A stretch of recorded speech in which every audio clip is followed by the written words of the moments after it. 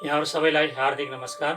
सधैँ चाहिँ आज पनि महाभारतमा के छ नामक श्रृङ्खलामा यहाँहरूलाई हार्दिक स्वागत गर्दछु।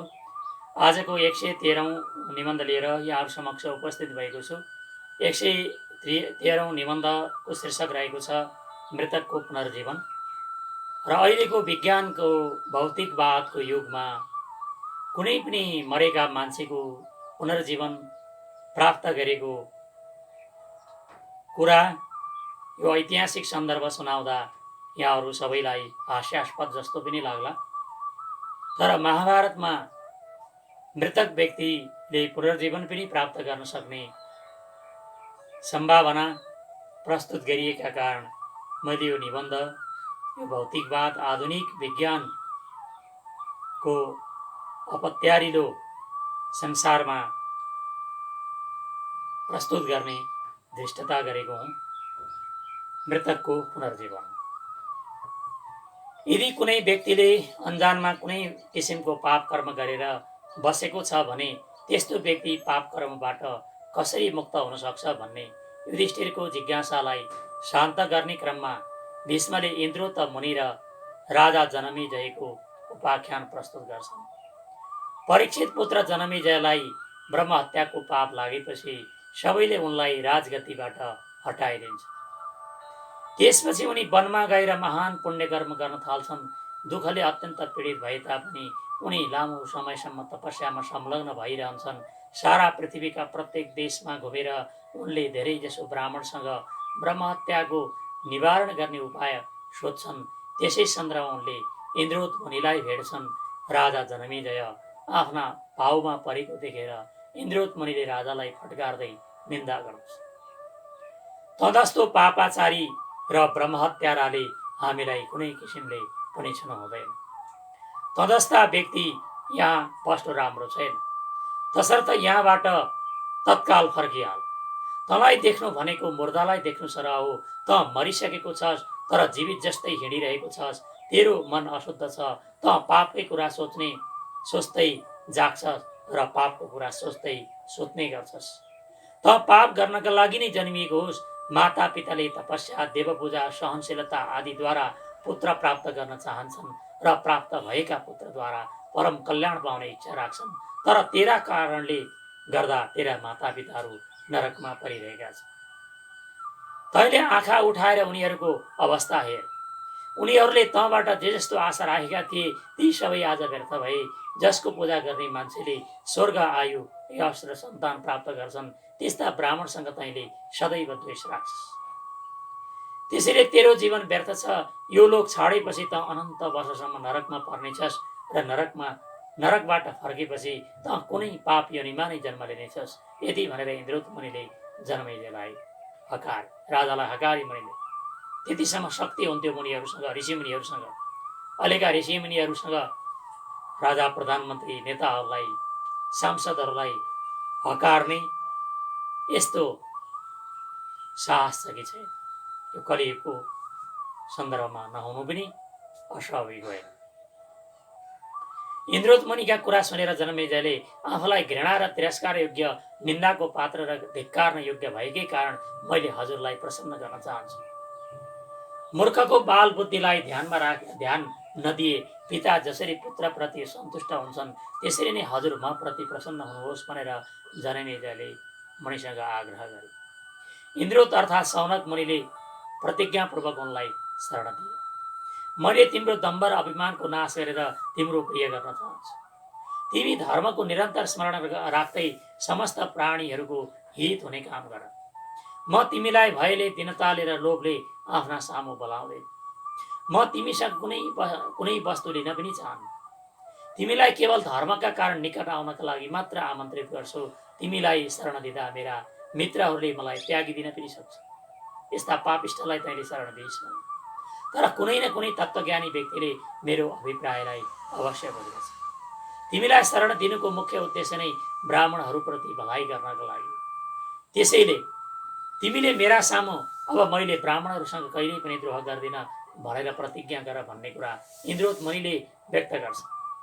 त्यसलाई जनमेजयले मन वचन र क्रियाद्वारा पूर्णतः पालन गर्नेछु भनेर शपथ लिन्छन्, सङ्कल्प लिन्छन्। ब्राह्मणसँग द्रोह नगर्ने शपथ खाएका जन्मैजयलाई इन्द्रोद मुनिले धर्मको उपदेश दिई अश्वमेध यज्ञको अनुष्ठान गराउँछन् भने राजा जन्मेजय पनि निष्पाप भएर पुनः आफ्ना राज्यमा प्रवेश गर्छन्। राज्यबाट हात धोएका राजा जन्मेजय पुनः राज्यमा प्रवेश गर्दा उनलाई पुनर्जन्म भएको अनुभूति हुन्छ। युधिष्ठिरले भीष्म पितामहसँग तपाईँले मरेका व्यक्तिले पुनर्जन्म प्राप्त गरेको देख्नु भएको छ वा सुन्नु भएको छ भन्ने जिज्ञासा राख्छ। त्यस जिज्ञासालाई समाधान गर्ने सन्दर्भमा भीष्मले एउटा ब्राह्मण बालक जीवित भएको र त्यसमा गिद्ध र स्यालले बुद्धिमत्तापूर्ण कार्य गरेको उपाख्यान प्रस्तुत गर्दछ।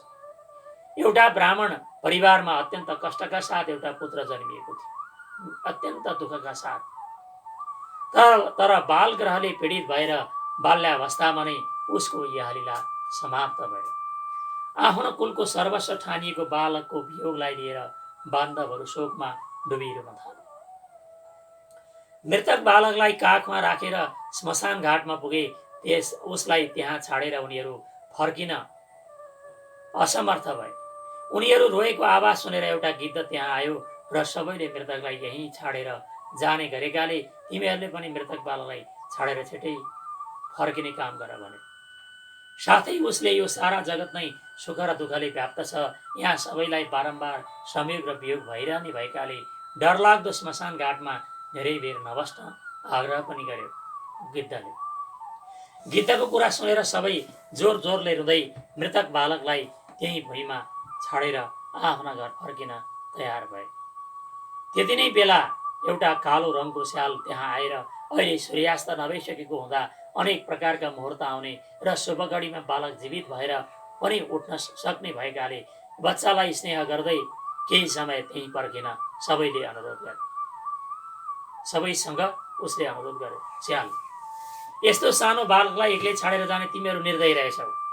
पशु पक्षीले त आफ्ना बच्चाहरूप्रति स्नेह गर्छन् र आफ्ना बच्चा नदेख्दा उनीहरू शोकमा डुब्छन्। त्यसैले तिमीहरूले धेरै बेरसम्म यस बच्चा प्रति स्नेहपूर्वक आँसु बगाओ। स्यालका यस किसिमका करुणापूर्ण कुरा सुनेर घर फर्किन लागेका सबै मलामीहरू बालक भएकी ठाउँमा फर्केर आए। मृतक बालकका बन्धु बान्धवहरू पुनः फर्किएर श्मशान घाटमा आएको देखेर गिद्धले क्षुद्र स्यालका कुरामा विश्वास गरेर धैर्यहीन हुनु र यसका लागि शोक गर्नु निरर्थक छ भन्दै रोएर विलाप गर्नुभन्दा तीव्र तपस्या गर्न आग्रह गरे। धन सम्पत्ति र सन्तान तपस्याकै कारण प्राप्त हुन्छन्।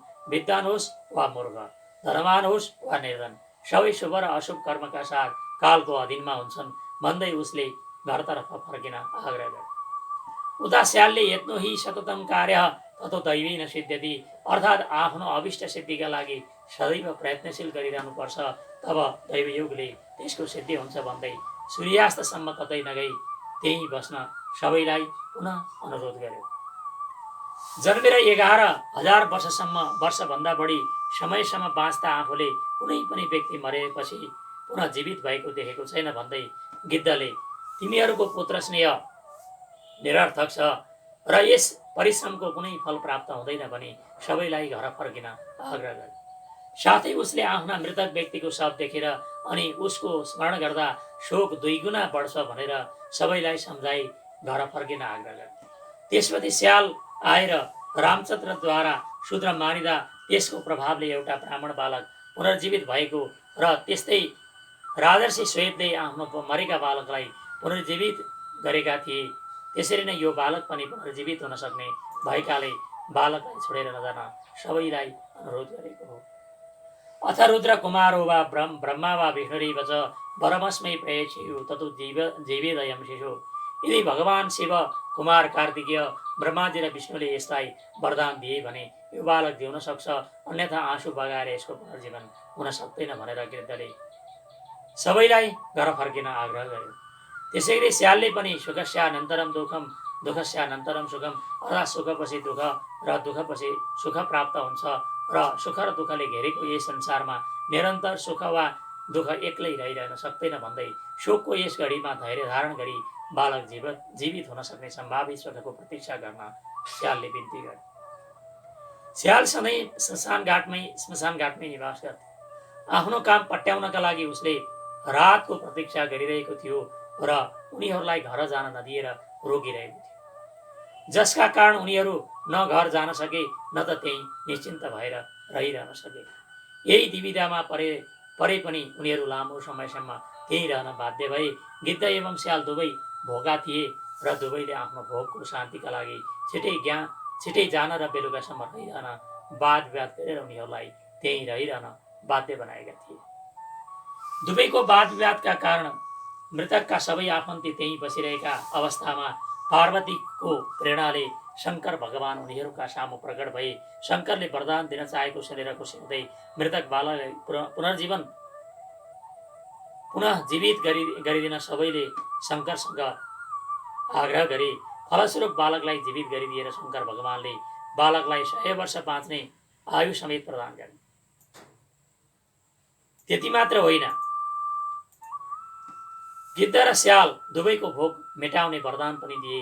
कुनै पनि व्यक्तिले धैर्य धारण गरी दृढ र प्रबल निश्चयका साथ प्रयत्न गरिरहने हो भने देवादिदेव भगवान शिवले नै छिटै नै मनोवाञ्छित फल दिन्छ। उनै शिवले मृतक बालकलाई पुनर्जीवन गरिदिए र ती दुखी मान्छेहरूलाई सुख प्रदान गरी दृढ तपस्या र साधनाद्वारा जुनसुकै दुःख पनि सुखमा परिणत हुँदो रहेछ भन्ने कुरा राजा जनमेजयले पुनः राज्य प्राप्ति गर्नु र मृतक बालक पुनर्जीवित हुनुले प्रमाणित गर्दछ।